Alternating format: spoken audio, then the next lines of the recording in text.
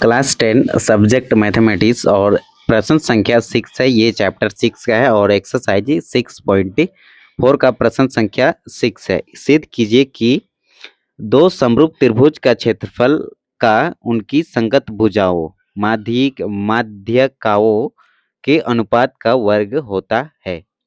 तो हल में लिखेंगे दिया है, क्या दिया गया है, दो समरूप त्रिभुज बना लेंगे ए बी सी और डी ई एफ।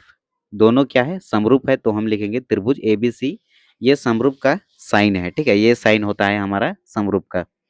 तो समरूप त्रिभुज डी ई एफ, ये वाला डी ई एफ, ये दोनों समरूप है। और ए एल, ये वाला ए एल लंब किस पे है, परपेंडिकुलर किस में है, तो बीसी में परपेंडिकुलर है। और डीएम परपेंडिकुलर है ई और एफ के, मतलब ई एफ पर लंब है क्या, डीएम। तो वही चीज को लिखे है माध्यिकाएं हैं, मतलब इसका मिड पॉइंट है, मध्य बिंदु है, ठीक है। तो सिद्ध क्या करना है, त्रिभुज एबीसी का क्षेत्रफल, इसका जो क्षेत्रफल निकालेंगे, एरिया निकालेंगे, और इसका अनुपात में रहेगा हमारा त्रिभुज डी ई एफ, ये डी है। तो डी ई एफ, ये वाला D E F equal to A L, ये ए एल लिखे, डिवाइड में ये डी एम लिखे, और इसकी होल पावर 2, इसके वर्ग के अनुपात, वर्ग भी बोला है ना, तो इसका स्क्वायर करेंगे तब ये इसका वर्ग होगा। तो ये वर्ग इसमें लगेगा ए एल का पावर 2 और डी एम का पावर 2। अब प्रमाण लिखना होगा, हमें प्रूफ लिखना होगा। तो फिर प्रूफ में लिखेंगे त्रिभुज एबीसी समरूप है त्रिभुज डीई एफ के। तो यहाँ पर बीच में देखो, ये एंगल बी, ये वाला एंगल बी और ये एंगल ई, दोनों सेम होंगे, ठीक है। तो ये बनेगा हमारा समीकरण फर्स्ट। तो ए बी डिवाइड में डी एफ, ये ए बी डिवाइड में डी एफ, मतलब दो समरूप त्रिभुज का क्षेत्रफल के अनुपात किसके बराबर होता है, तो इसके संगत भुजा मतलब इसके आमने सामने की भुजा के बराबर होता है। तो ए बी का बराबर होगा डी एफ से, बी सी का बराबर होगा ई एफ से, और ए सी का बराबर होगा डी और एफ के।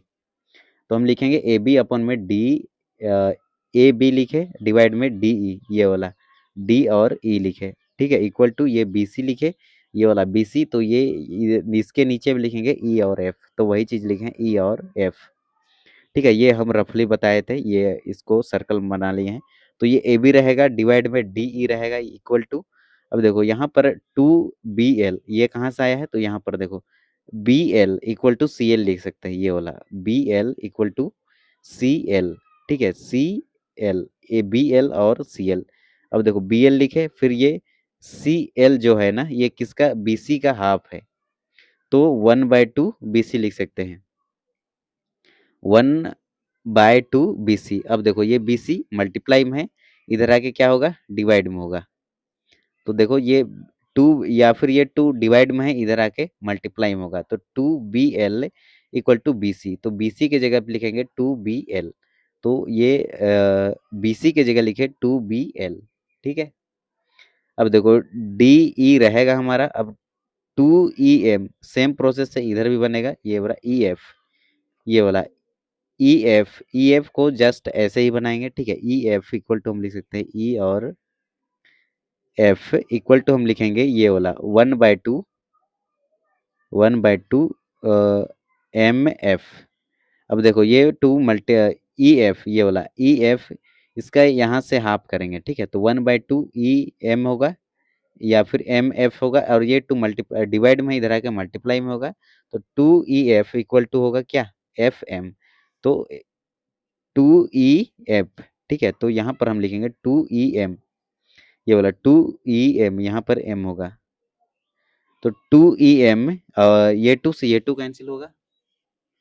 अब ये 2 से ये 2 कैंसिल होगा, तो हमें मिला ए बी डिवाइड में D E equal to B L divide में ई एम। ये समीकरण सेकंड है हमारा, ठीक है।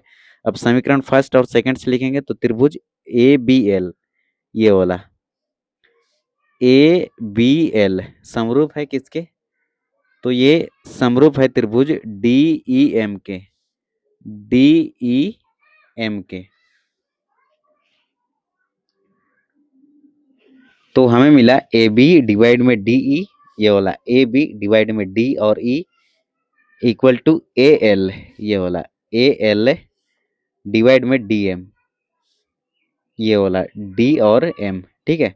तो हम यहाँ लास्ट में लिखेंगे त्रिभुज एबीसी का क्षेत्रफल डिवाइड में त्रिभुज डीईएफ का क्षेत्रफल इक्वल टू ए बी की पावर 2 अपन में डी एफ की power 2 equal to A L की पावर 2 अपन में डी एम की पावर 2। ये पावर 2 इसमें भी लगेगा, इसमें भी लगेगा, और इक्वल टू होगा हमारा ए एल का पावर 2 अपन में डी एम का पावर 2।